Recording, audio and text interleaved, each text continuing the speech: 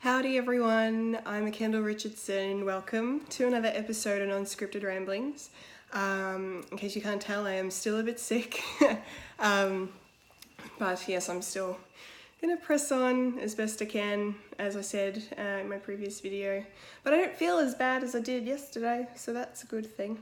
Or, you know, yesterday at the time of recording, because I'm not sure when this video is going up, but, you know, not that that matters. We're here to talk about Guardians of the Galaxy Volume 2. That's why you guys are here. That's why you're watching. You don't want to know about my life. God. Countdown to Infinity War. We are ever so close, you guys. We are so close.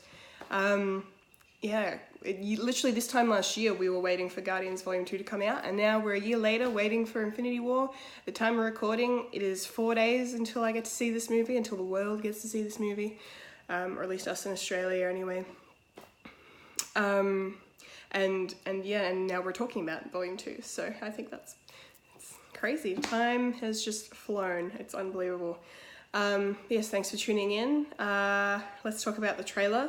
I freaking love the trailer for this movie. It's such a good trailer. The use of the chain by Fleetwood Mac is just perfection. James Gunn really nailed it again with the awesome mix for this movie, just as he did with the first one. I'll get to more of that later on, but the way they used the chain and combined it with like the score, like the orchestral stuff kind of coming in as well with the rock, was just so powerful, and all of the images they used and everything, and the dialogue they used to set up the movie, it really does such a good job of setting up what the film is, but it's very good at misdirecting Ego's true intentions, because we don't even see Ego at all until the very end of the trailer when he, you know, tells Peter he's his father, which I remember at the time the trailer came out, a lot of people were pissed off because, like, the whole thing of, like, from the first one, and right at the end, they kind of left that.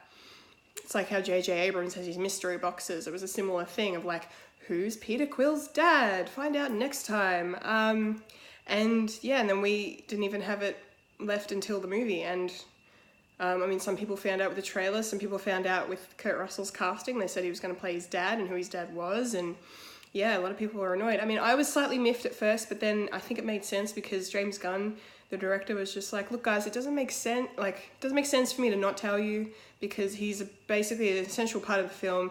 You find out straight away, and it's true, the opening scene is Kurt Russell, de-aged, looking amazing, with, what's her name? I've forgotten the actress's name, Laura Haddock, that's it, Laura Haddock, who plays Peter's mum, and they're driving around in the car at the start and then romancing and stuff. And so you know that that's Peter's dad straight away. So you find out very early on and it doesn't matter. So it's fine. But yeah, people were pissed, and I guess haters gonna hate. I shouldn't have said that. I take it back. Can I take it back? Anyway, but yeah, it's a freaking great trailer. I just love. Marvel nail their trailers, whereas DC not so much, but Marvel really do a really good job of selling their movie and getting the hype, and then not, and then I think the more important thing with Marvel is the fact that the movies live up to the trailer's standards. Neither seems to fall short of the other. So, so I just think that's really great. Okay, so let's talk about the movie. The opening scene of this film is probably my favourite opening to any movie in the history of ever. Because after the Kurt Russell, Laura Haddock scene, obviously that was the opening of the film, but what I'm referring to is the opening of, like, the first time seeing our Guardians together again. It's been, at the time of release, it had been 2.5 years since the first film had come out. Obviously, this movie was set only a few months after the events of the first one, which we now know. And, it was so exciting to see them back together. And then right from the get-go, it's like, first line's like, Showtime, a-holes, and it's like, you're right in, you're back. The humour's there straight away, and then all the banter between them is so good. Like, you can tell that they've, come together as this kind of comedic force over the last few months of just playing off each other and stuff and really bonding. It's super cool to see. And then we get, the intergalactic beings arrive, interdimensional beings arrive to steal the batteries from the Sovereign that they're trying to protect. And then, you know, we're like, oh, this is going to be good. We're going to get an epic battle. It's going to be so much fun. And then, you know, we just cut away to Baby Groot, and he plugs in the cables so they can listen to music while they kill the beasts. And it's, I was just like, oh, I want to see them fight. You see them in the background, but it's not in focus. But as a comedic effect, it works perfectly because we get Baby Groot being Baby Groot for the next 2-3 minutes, and it's just pure joy, bliss, just, oh my god. Mr. Blue Sky by Electric Light Orchestra is probably now one of my favourite songs ever, specifically because of this movie and what it did. I want to talk about the song quickly just because it not only is my favourite song of Awesome Mix Volume 2, I think it's the lyrics to the song, and I think it was chosen on purpose for this purpose, so I'm not really reaching here, but the lyrics of the song talk about, you know, it's like, hey there, Mr. Blue, we're so pleased to be with you, look around, see what you do, and, you know, we're sitting in a cinema, I look around, to my left, to my right, front, back, there are people everywhere, smiling, laughing, enjoying the hell out of this movie already, and you know, and we're just so pleased to be with the Guardians again. It was such a perfect way to say, you know, that they're back, and you know, I don't just set the tone for the film. It's super cool. Yeah, and like in the whole Mr. Blue Sky, please tell us why you had to hide away for so long. Where did we go wrong? Like, to be without you for 2.5 years, Guardians. Oh no! Like, it sounds a bit more dramatic than I mean it to, but you know what I'm saying. It's just the song was just the perfect choice. Yeah, it's a beautiful new day. Hey, like, yeah, I love it. I could go on and on. But yeah, awesome stuff. And Baby Groot is just, well, Baby Groot. I mean, what can I say about Baby Groot? Steals the show, steals every scene he's in. I mean, my favorite Baby Groot scene, did I write it down? Yeah, is this, when the Ravagers have taken over and they've kidnapped, I guess, well, Nebula helped them capture Rocket and Groot. And Taserface is like, he's too adorable to kill, like, because they were like, I want to stomp on him. He's like, no, you can't kill him, he's too adorable. Which he is, the definition of adorable. And then they dress him up in a little mini Ravager's outfit, but I hate it so much, it makes me want to kill them and punch them, because they just start kicking him around and pouring their drinks on him, and it breaks my heart. And then he just starts, like, you know, screaming and crying, and yeah, and then that, like, slow defeated walk he does to the cells to where Rocket and Yondu are, and it's just so disheartening and heartbreaking, and he's, like, still dripping with alcohol. Oh my god. But then it's followed directly by one of the funniest scenes in the film, which is Groot trying to get Yondu's prototype Finn so he can control his arrow so he can kill everyone and they can escape. But Groot is such a baby, he does not understand yet fully what what language is, or how to understand the language that they're speaking. Like, I'm not sure what the rules are for language in the Guardians universe, because I can't imagine they're all talking English, but it's a Hollywood movie, so of course they're talking English. But yeah, Groot's just not fully, you have to be real explicit in your dialogue and what you're saying to him, because he's not going to understand. And then just the sequence of stuff that he keeps bringing back and back and back, it's just hysterical, to the point where he brings back a severed toe, and they're like, Rocket's like, do you have, like, a fridge with severed toes in it on ice? And Yondu's like, and Rocket's like, let's just agree to never speak of this again. Yeah, fantastic. I love that.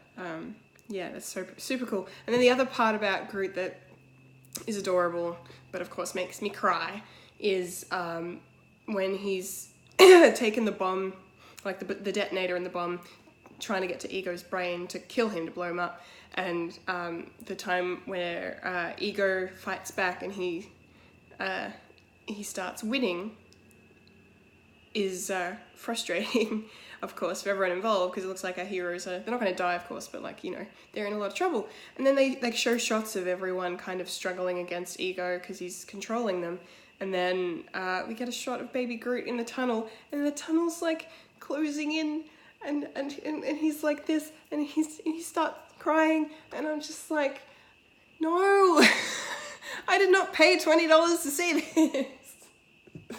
Like, it's just, oh, it's just so adorable and like upsetting. So the moment when like he starts winning, like they start winning and Ego gets pushed back again and it expands and he's like free and he keeps going, and I'm just like, oh, thank you. I don't think I could have handled it. If anything else happened to Baby Groot in this movie, the anxiety is just peak levels. But yeah, so that's my Baby Groot rant. I'm not going to say anything else about Baby Groot unless he comes up again.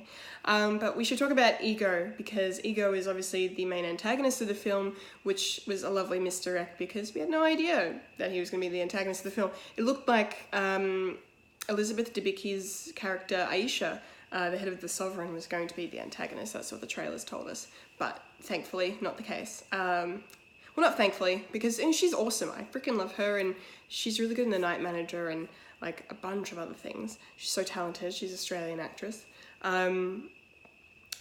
Yeah, and she's really cool in this role. But yeah, Ego turned out to be the bad guy. And I just love the care and the respect that James Gunn shows for the source material and for just for his pure storytelling purposes. You know, how the events of the first film are so deeply connected with the events in this one. And the whole, like, because the whole plot of the film, the A-plot of the film is essentially, you know, who is Ego? What's his story?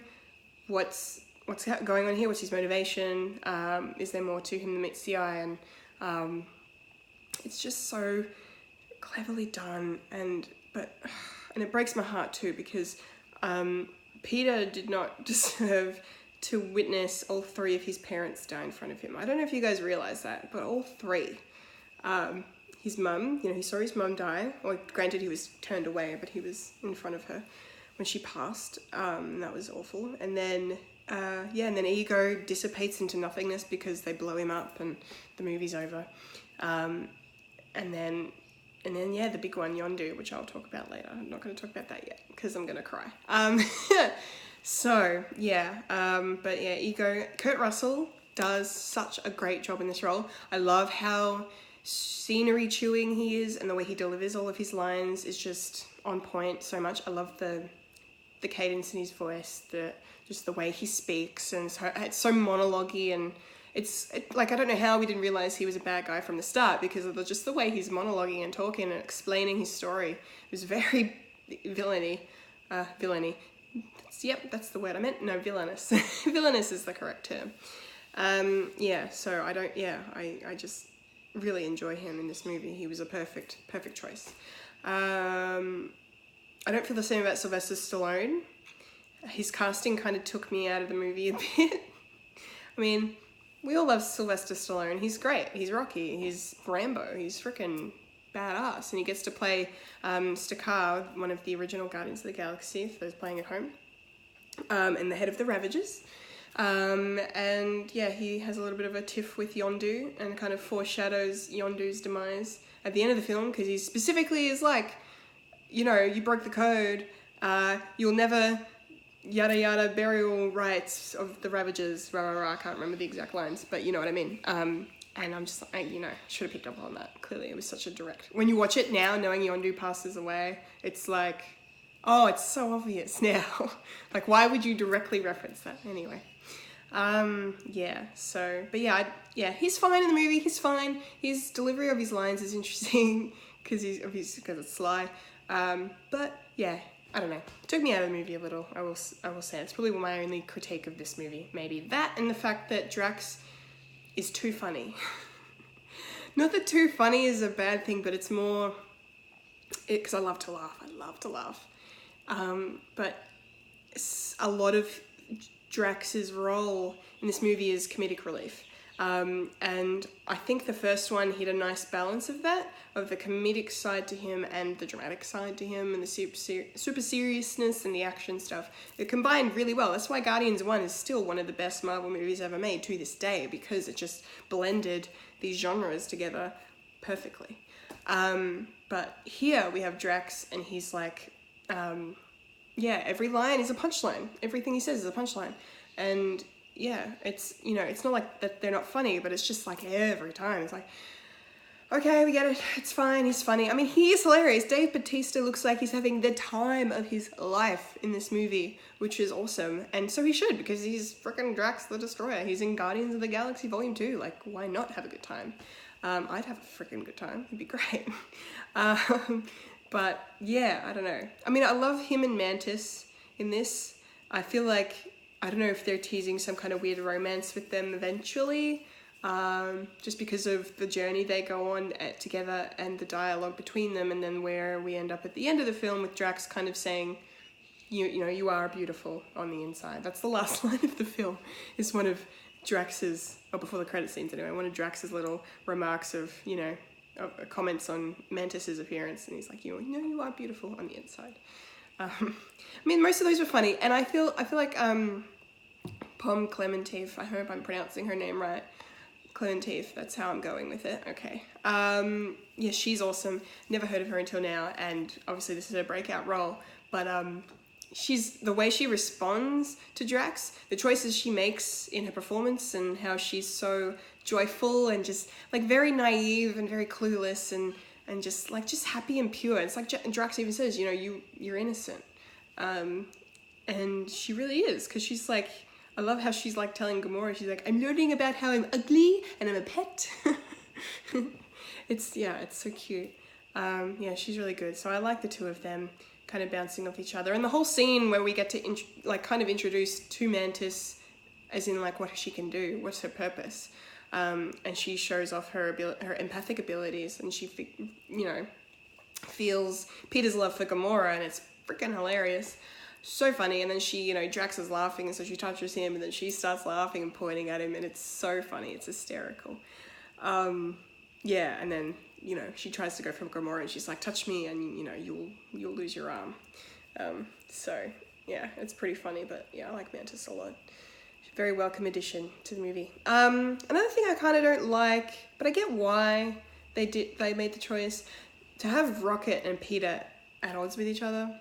I don't love it, but at the same time, like I said, I get why. Because they were trying to kind of, you know, the whole scene where Yondu was like talking to Rocket about everything that he went through, and then understanding what Rocket went through was like, you know, I'm you.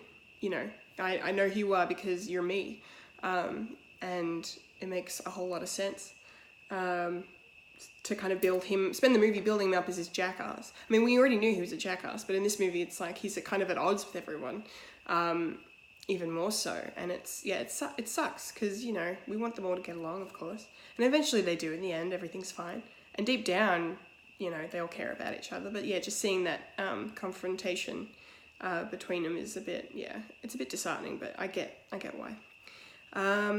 What else should I talk about? Ooh, nearly 20 minutes now, guys. Thanks for sticking around. Oh yeah, Gamora and Nebula's relationship's good in this one too. I like what they do with them. They kind of almost put people in partnerships in this film, and then yeah, we get Gamora and Nebula still continuing their sibling rivalry, for lack of a better term, from the first film. Because, you know, we get Nebula right at the start. She's, you know, reintroduced, the Sovereign have her, and they've protected the batteries for them so they could get Nebula in return and take her to Xandar, where she can be jailed for her crimes. But then, you know, it's really glad that doesn't happen, because we get, over the course of the movie, we get this really good relationship with them and the journey they go on to improving their bond and their relationship, and they start to understand each other. Like, I'm really glad we get to learn a lot more about who Nebula is and her motivations and what happened to her in this movie. That's one of my favorite things about this film, because I think Karen Gillan is fantastic, and I think Nebula was very much a one-note villain in the first film. So this one, they had the time to go a bit more in depth with her, and, you know, we got to learn about what Thanos put her through as they were growing up together, you know, fighting and stuff, and it's pretty brutal to listen to. But then by the end of the film, you know, we get them bonding, which is just, yeah, which is great. And then, you know, Nebula's obviously going to be in Infinity War with them. So they're going to join forces. And the scene I think that sold it for me was, you know, when Nebula's like, you were busy trying to win and I just wanted a sister. And she just screams it at her. And it's like, yes, you freaking tell her, Nebula. You tell her. I love that. And then when Gamora gets a moment after Yondu's funeral and apologizes and it's like, I'm so sorry. I was just trying to survive, just like you, day by day. I didn't realize what, you know, you were really going through. I didn't take the time and I'm sorry. And, you know, they hug and fix it up, but not entirely fix it up, but they sort of do. But I think it's very beautiful. Okay. A couple of cameos in this movie. Excuse me. David Hasselhoff, randomly. I like that we kind of get a 3-bit of him. First he's mentioned a couple of times, and then and then he gets actually, you know, physically there at the end. Ego takes the form of him, which is fantastic. And that was so random. Like, who would have thought David Hasselhoff would actually show up in the movie? And then the Stan Lee cameo is probably the best one the MCU's ever done, because it confirms a long-standing theory that Stan Lee is one of the Watchers. And the Watchers are these people that are, like, these beings that are present at all the major events in the, you know, Marvel Comics, and in the MCU we now know they exist, they're canon. And he's having a conversation with them and talking about how he was a Federal Express agent, which is what his cameo in Civil War was. So that was pretty cool to have that theory confirmed, and it makes perfect sense. Like, why else would he show up everywhere? And it, you know, I like the fact that they've broken the fourth wall in a way to address it. It's super cool. And we get to see him twice. We get to see him once, you know, before the third act of the film, and then right at the very end, in the 5th of 5 post-credit scenes of this movie, which is super awesome. What else is there to talk about? God, I don't know. I just love this movie. We get to see Howard the Duck again for like a second, which is cool, because obviously he would have got out of the collector's lair after the big explosion. And then I think I want to talk about the end of the film now. I've been putting it off because I don't want to talk about it because I'm probably going to cry. Because when I watched the movie, I cried again because I just can't handle it. But the finale of the film is done beautifully. We get this super cool sort of Guardians version of a circle shot, like the big swooping view of them. It kind of looks really, really cool. And then it's like, you know, ended with a joke of Mantis getting knocked over by a piece of debris, but that's fine. And then the battle ensues between Ego and Peter. Peter turns himself into Pac-Man, which is so funny, because I really loved that scene where Ego's telling him all the things, like he can use his power for, and then Ego's basically just saying, I use my light to, I want to use my light to expand the universe, and the couch moved and I freaked out. I don't know what's happening. And so then Peter's just like, I can make anything with this. I'm gonna make some weird shit. I just love the look on Chris Pratt's face when he says that. It's brilliant. And then he makes Pac-Man. So funny. Lost my shit when I saw that. So great. And then, of course, the end of the film, after Ego dies, Yondu swoops in and saves the day. Oh, shit. Okay. He saves the day and he doesn't live. And it's sad because I'm gonna cry. This is so bad. I've never cried on camera before. But it's just so emotional because of the journey these characters have gone on. And then, like, the whole build-up of Ego being Peter's father turning out to be false because he was just, you know, he was the sailor in the song Brandy. My life, my love, my lady is the sea. And I love the way James Gunn uses that song to kind of adapt it to the story of this film, because it's so true. It's wonderfully done. But, you know, he's not the father, he's not really the father Peter, you know, needed or wanted or is. He's not really his dad, because, yeah, that was Yondu. Yondu raised him, really, after he abducted him. And then we find out the real reason why he kept him around, and the fact that Ego was, like, you know, having sex with women across the galaxy, different races, trying to bond his DNA so he can get another Celestial to help him with the expansion. And then, yeah, just that twist was so good. And then the real reason why Yondu stopped trafficking the kids was because he found out that they were going to die. And then he's like, well, Peter's not dying. I'm not taking this kid to his death. No way. So then, see you later, even though he wouldn't have died because, you know, he's half Celestial. But still, amazing. Especially because Yondu got banished from the Ravagers, technically. Well, that's what Stakar says to him. And yeah, and then I've lost my train of thought. Yeah, and so because they don't deal in kids, that's why he banishes him. But then Yondu, the whole reason he stopped, because he was like, no, we're saving this one. I messed up. I didn't know what I was doing. And then just for that extra bit of shame at the start, and then gave him that extra motivation to really, you know, the motivation to kind of be the hero and redeem himself. And he didn't care that he was going to die. I mean, he obviously didn't like it, but yeah, I had a thought after I watched the movie. I was like, surely once they got out into space, they could have swept in. Kraglin could have piloted the ship, grabbed them, left without Yondu having to die.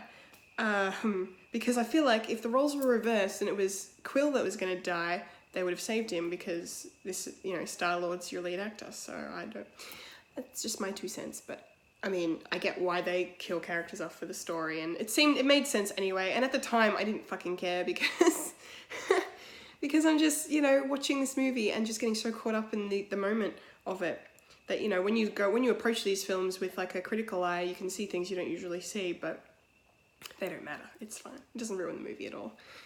But just the moment where, you know, after he's like, oh, the whole "I'm Mary Poppins, y'all," so great, best line of the whole film. And then they go up, and then he's like, he may have been your father, but he wasn't your daddy. And it's just, some people laughed in the cinema when he said that because of the way it sounded, because, you know, people are gross.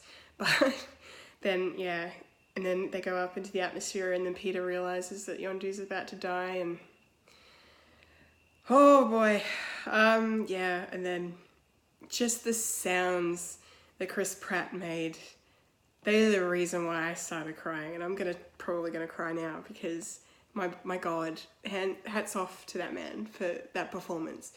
Just the pure agony and heartbreak you're feeling from him exiting him as he watches his father die, essentially. Oh man, it breaks my heart so much.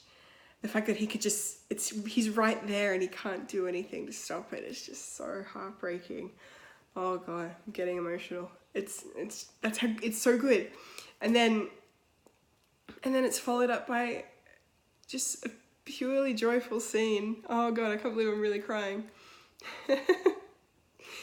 Oh God, I'm actually crying. This is so funny. His funeral, it was just so beautiful. And amazing, and the fact that the Ravagers came and they did the colours and the fireworks, and his ashes came out of the ship and formed an arrow, and then James Gunn, you beautiful bastard, you had to put Father and Son by Cat Stevens on.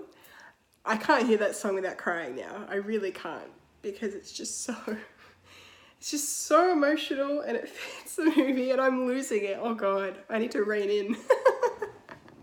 Sorry, everyone. Oh man, I had a feeling I was gonna cry when I filmed this. I'm like, I'm gonna cry, aren't I? I'm an emotional little bitch. Oh, it's good. It's a sign of a great movie when they make you feel stuff like this. Like, how many things can you say and make you feel like a certain way? They've made you care about these characters. In the first movie, no one really, like, Yondu was just this cool guy with, you know, a sweet arrow that he could control by whistling. And in this movie, we find out more about him, and then we're just like, fuck, he was a great person. And then he didn't, and Peter found out what a great person he was, and he didn't really get a chance to kind of say thank you and be with him and stuff. And it's just, fuck, it just hurts so much. And then the song, oh man, that song, I can't believe I'm crying. I feel like this is my Kevin Smith moment watching the Flash finale, isn't it? Oh dear. Okay. I'm gonna wrap up, I think. Let's talk about the post-credit scenes. Oh god. I'm gonna take a moment here. Just let me compose myself. So there are 5 post-credit scenes in the movie. The first one is Kraglin. He's got Yondu's fin on. They must have built him a new one because Yondu was, you know, he had it when he went out into space. Yeah, sorry, they built him a new one and he put it on and he's like trying to figure out how to make the whistling work, and then he ends up shooting Drax, I guess is the term I need to shoot, because you shoot arrows. And that's hysterical, and then he just runs away. It's the first scene. Second scene, we get the scene of the original Guardians of the Galaxy talking about how they should now get back together. Like, Yondu has brought us back together. We haven't been with each other for years. Let's team up and kick some ass, or steal some shit, as Sly says, which is pretty fantastic. The third post-credit scene is probably the most pivotal one for the sequel, Guardians of the Galaxy Volume 3, which is happening, which I can't wait to watch. But yeah, it's Aisha talking to one of her handmaidens about her latest creation, because all of the people of the Sovereign are birthed in birthing pods, and they're, you know, genetically designed to be perfect people. And she's come up with the next phase in their evolution, which is Adam Warlock, who's one of the Guardians villains in the comics. And so, because all she says is like, I think I'll call him Adam. And it's so cliche, because like Adam, the first man, you know, biblical reference. But I mean, that's the character that they're going to have in the sequels. So I think it was a pretty exciting little tease.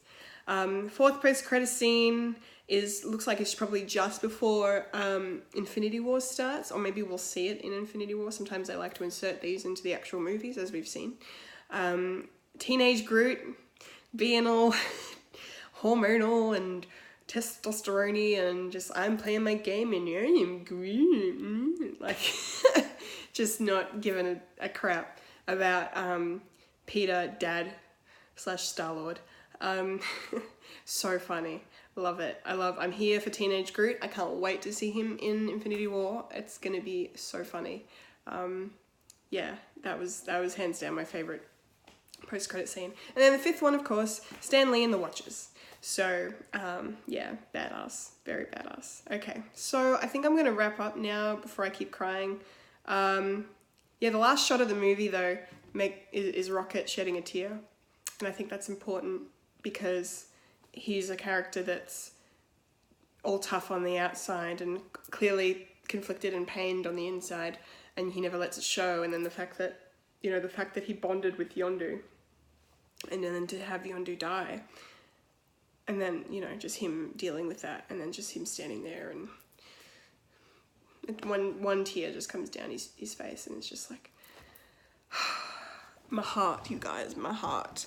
Anyway, it's a fantastic movie. I am so happy that we've watched it now. It's done, and all the tears are done. Tears are over. It's fine. I'm gonna save them for Wednesday, the 25th. Ugh, it's gonna be tears then, I'm sure. Okay, thank you so much for watching, you guys. When we come back, we'll be talking about the next film in the MCU, which is Spider-Man: Homecoming. Super excited. I love that movie. I can't wait to talk about it with you. So I'll see you then. I've been a Kendall Richardson, and you just experienced non-scripted ramblings, aka me crying on camera. Sorry. Bye.